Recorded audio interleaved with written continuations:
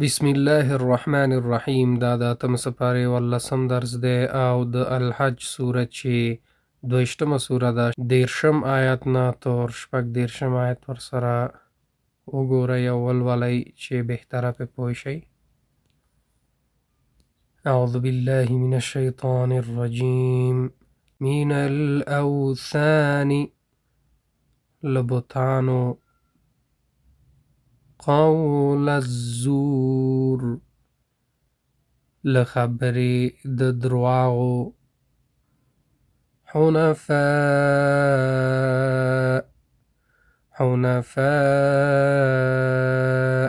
غاړه ایښوونکي تهوي وغورځوي فی مکان سحیق په یو ځای لري او ژور کې مفهومي دی په یو ځای لري او ژور کې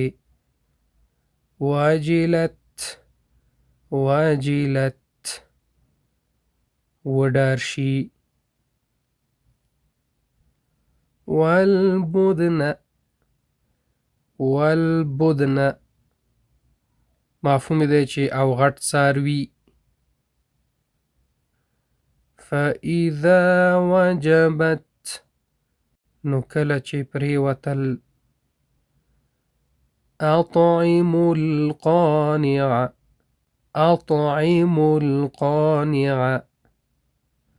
مفهوم دی وی خورئ تاسې په قانع مسکین والمعتر مفهوم دی چې او سوال کوونکی مسکین. نو که غواړئ چې دا درسونه تاسو تعقیب کړئ په انټرنیټ کې او زده کړئ نو طریقه تاسو ته ښیم چې څه رقم کولی شئ چې غونډ درسونه تاسو د اول نه اخره پورې تعقیب کړئ. د ټولو نه مخکې باید اول یوټیوب خلاص کړئ، که موبایلي ټابلیټي یا کمپیوټري.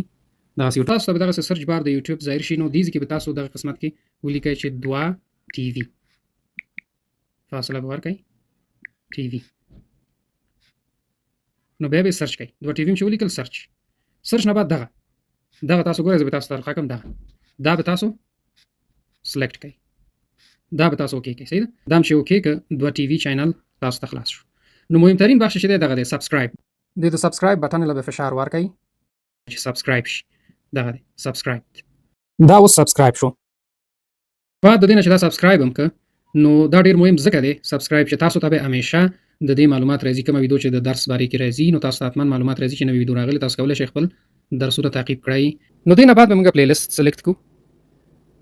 پلی لیست هم چې انتخاب کړئ کې غونډ درسونه دي. پلی لیستونو کې غونډې سپارې شته، مثلا 14مه سپاره شوه، 15مه شوه، 14مه شوه، هره سپاره مثلا اول پورې 4مه سپاره شوه، دا د اول جز اوله سپاره. نو په طور مثال مثلا 11مه سپاره به زه انتخاب کړم. اوس دې کې چې دي دا درسونه دي، مثلا هر درس چې تاسو په کاري مثلا دویم درس دی، مثال دا دویم درس دی. اعوذ بالله من الشیطان الرجیم. دا د 11مه سپارې دویم درس دی او د سورة التوبه چې 9. نو دغه طریقه ده چې تاسو کولی شئ چې په اسانه طریقې سره دا درسونه پیدا کړئ او ادامه ورته ورکړئ.